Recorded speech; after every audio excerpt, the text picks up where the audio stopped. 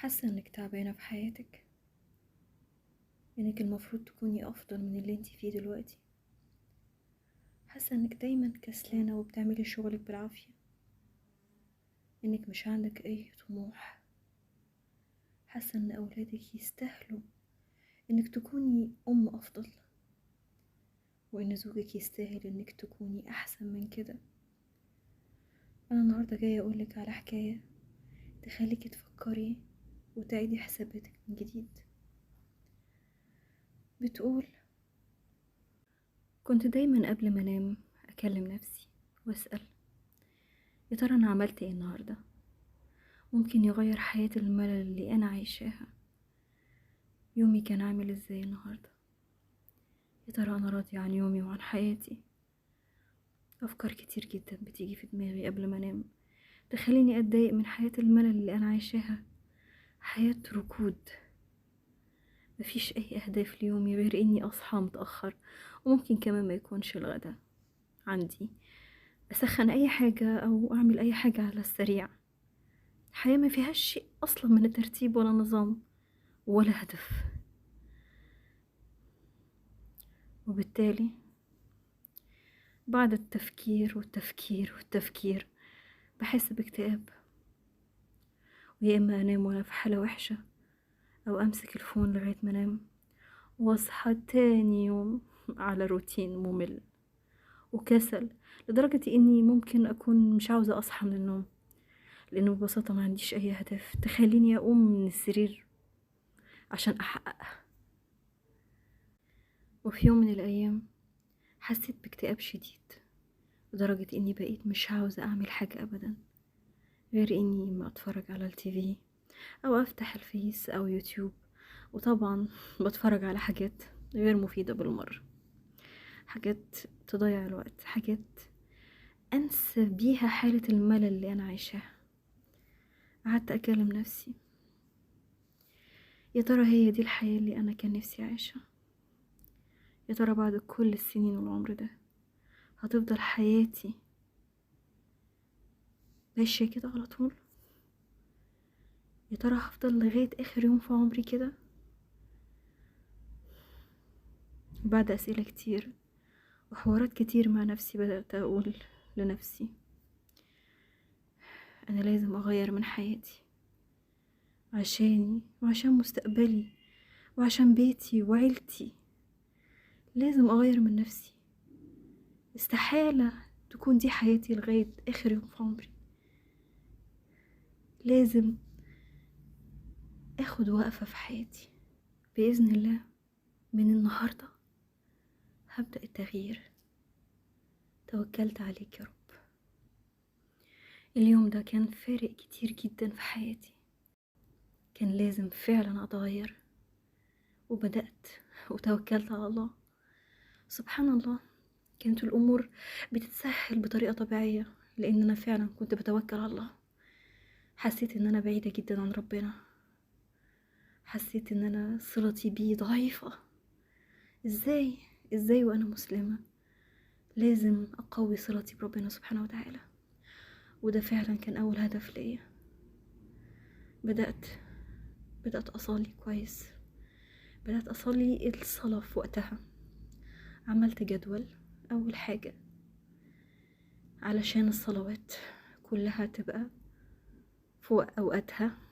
حاولت على قد ما أقدر إني ما أصليش صلاتين مع بعض، حاولت على قد ما أقدر إني أصلي الصلاة أول ما أسمع الأذان، أسيب اللي في إيدي لو كان مش حاجة خطيرة، يعني مثلا حاجة على النار أو أي حاجة زي كده، ممكن أوطي وأخش على طول أتوضى وأروح أصلي. بدأت أقرأ كتير جدا في الدين.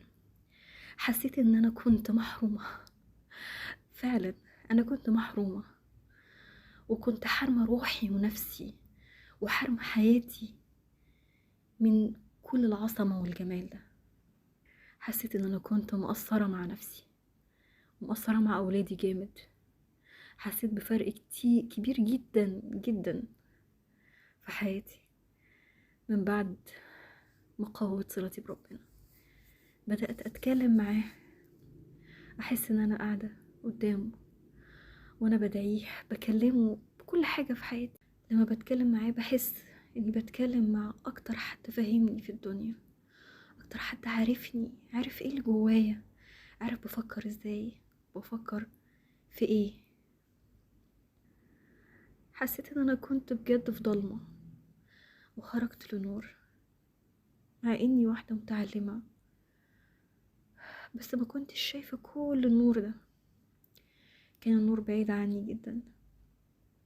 المهم بدأت أقرأ قرآن كتير، بدأت أدعي ربنا كتير وأستمر على قراءة سورة البقرة، طبعا الصلاة على النبي صلى الله عليه وآله وصحبه وسلم، والحوقلة وذكر الله. سبحان الله سبحان الله، كان بيفتح لي حاجات كتير جدا، كنت بشوف حاجات كتير جدا أول مرة أشوفها بطريقة أول مرة أتخيلها. كنت بتعامل مع أولادي بعصبية نتيجة الملل. إيه، بدأت حياتي تتغير فعليا، بدأت أهدى. إيه، حتى جوزي، حتى زوجي بدأ يحس فيا التغيير. أصبح إني بقى ليا ورد من القرآن يوميا غير سورة البقرة. الحمد لله رب العالمين، ربنا قدرني وحفظتها. السورة دي كان ليها فضل سبحان الله بعد ربنا سبحانه وتعالى. فعلا فعلا سورة البقرة أخذوها بركة وتركها حسرة.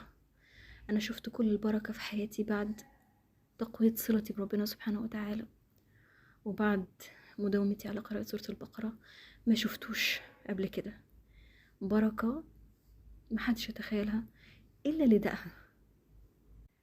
المهم بعد سنين من مداومتي على سورة البقرة وتغيير جذري في حياتي عن طريق تقوية صلتي بربنا سبحانه وتعالى،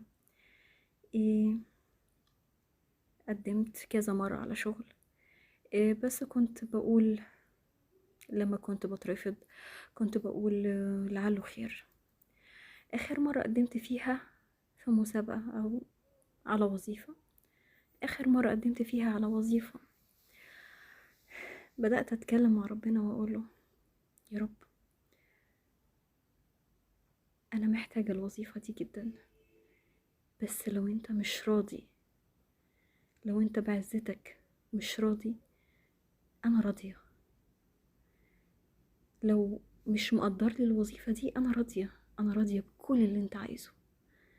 أنا هفضل راضية بحياتي طالما أنت مقدر لي كده. وفعلا استسلمت الأمر لله سبحانه وتعالى، لغاية في يوم ما اتصلوا بيا وقالوا لي على المقابلة الانترفيو، ورحت وامتحنت والحمد لله رب العالمين كانت من نصيبي. سبحان الله كنت دايما افتكر الوقت ال الفترة اللي انا كنت بكلم فيها ربنا سبحانه وتعالى واقول له انا راضية بكل حاجة. هو فعلا من رضي بقدري اعطيته على قدري.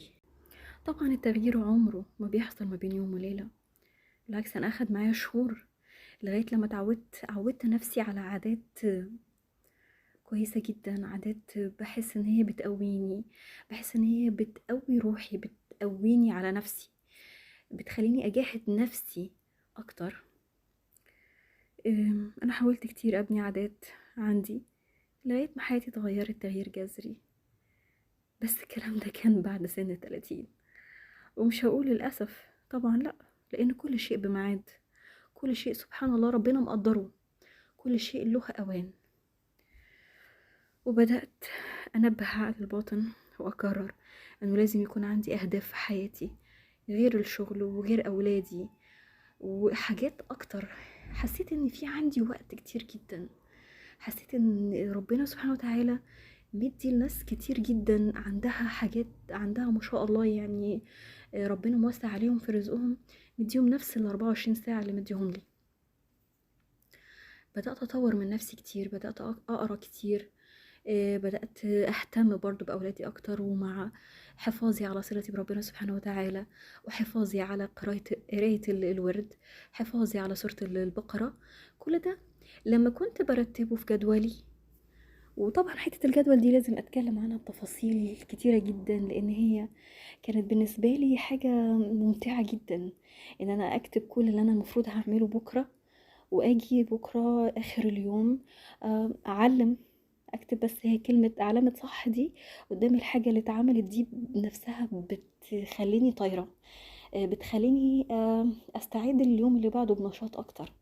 كنت عشان اوصل لتحقيق وتثبيت اي عادة عندي، سواء عادة دينية او عادة في بيتي او اي عادة تانية، كنت بتخيل بقى وانا بقرأ الورد بتاعي ان كل حرف انا بقرأه من القرآن الكريم كان بيرفعني درجة، او كنت بحس بالحسنات.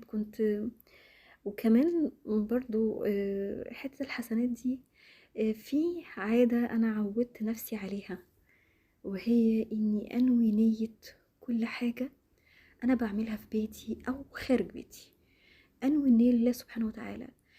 تخيلوا لدرجة ان انا ممكن قبل ما اطبخ مثلا لبكرة، بدأت اطبخ طبعا بعد الشغل، بدأت اطبخ لليوم التاني من العصر او بالليل. تمام، قبل الطبيخ كنت لازم انوي النية، ان يا رب بسم الله اولا، لازم اسمي في كل شيء انا بعمله، لازم اسمي بسم الله، وانوي النية في قلبي ان دي ابتغاء وجه الله سبحانه وتعالى، وبنيت برضو اطعام الطعام، وبنيت برضو جبر لخواطر اولادي وجوزي، وبنيت حسن التبعل. فكل النوايا دي انا كنت بحتسبها لله سبحانه وتعالى، وكنت ببقى عارفة في دماغي وفي قلبي وفي قرارة نفسي وعلى يقين بان ربنا سبحانه وتعالى بيديني مكانها حسنات. فكانت حاجة بالنسبة لي عظيمة، كنت بعمل الحاجة في بيتي او بعملها لنفسي، كنت بعملها بفرحة، بابتسامة، بسعادة، بيقين ان في اجر للي انا بعمله ده. تمام.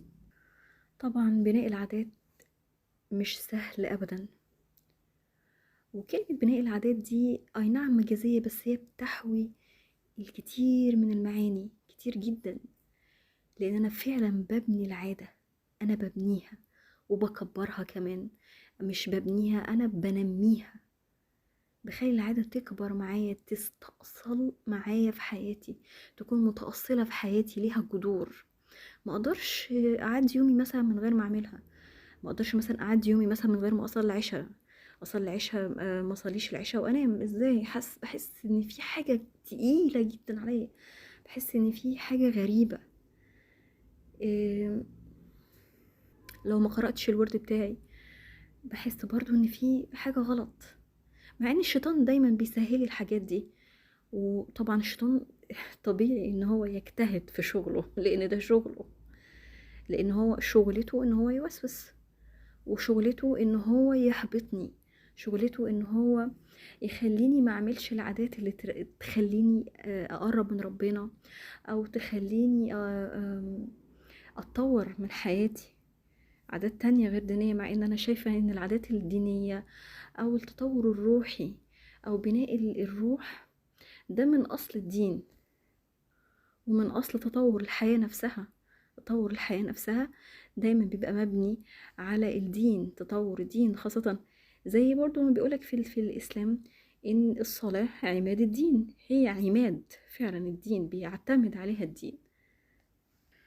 أوقات كتير بنحط أهداف ليومنا، يعني مثلا ممكن أنا أحط أهداف ليومي بكرة، أو نقط المفروض أحققها بكرة أكتر من مقدرتي. أنا حاسة إن اليومين دول تعبانة، فالمفروض إن أنا أخلي بس الحاجات العادات. في حاجات ممكن مثلا تنظيف البيت ممكن اخليه اجله بكره، مثلا ان انا حاسه النهارده ان انا تعبانه، ممكن باذن الله اصحى بكره كويسه جدا فابتدي اكمل عادي وانضف في البيت. بس لو انا حاسه ان انا تعبانه ممكن الغي حته التنظيف دي. انما الصلاه دي طبعا ما فيش عليها كلام، ما ينفعش اي صلاه تتاجل، ما ينفعش اي قراءه ورد تتاجل. في حاجات لازم اعملها، انما مش هحط هدف ليومي بكره بيتنفذ في 3-4 ايام، ده كده غلط. وانا بنصح ناس كتير جدا ما تعملش كده، ما تحاولش ان هي تضغط نفسها في البداية، في بداية تكوين الاهداف او بداية تحقيق بناء العادات، ان هي تتعب نفسها او تجهد نفسها جامد، لان كده غلط. يعني اي رياضي مثلا قعد فترة في البيت وبعد كده او مثلا ابتدى هو يتمرن علشان يبقى رياضي، فاول يوم عمل تمرين جامد جدا، لا طبعا عضلاته كلها هتتعب، ممكن ياخد 3 ايام في السرير. طب وعلى ايه؟ طب انا ممكن اعمل اهداف، يعني مثلا اول يوم ساعة او نص ساعة، وبعد كده هو ده في الرياضة طبعا، في التمارين الرياضية. انما لو هشبهها في البيت، لو بما يوازيها في البيت، مثلا انا ممكن اول يوم عندي التزامات يومية زي الطبيخ، عندي التزامات يومية زي تنظيف المطبخ، ده تقريبا يوميا لازم يحصل، مذاكرة الأولاد، قراءة الورد، الذكر، مثلا أعمل مثلا 100 ذكر، 100 صلاة على النبي أو 100 حوقلة.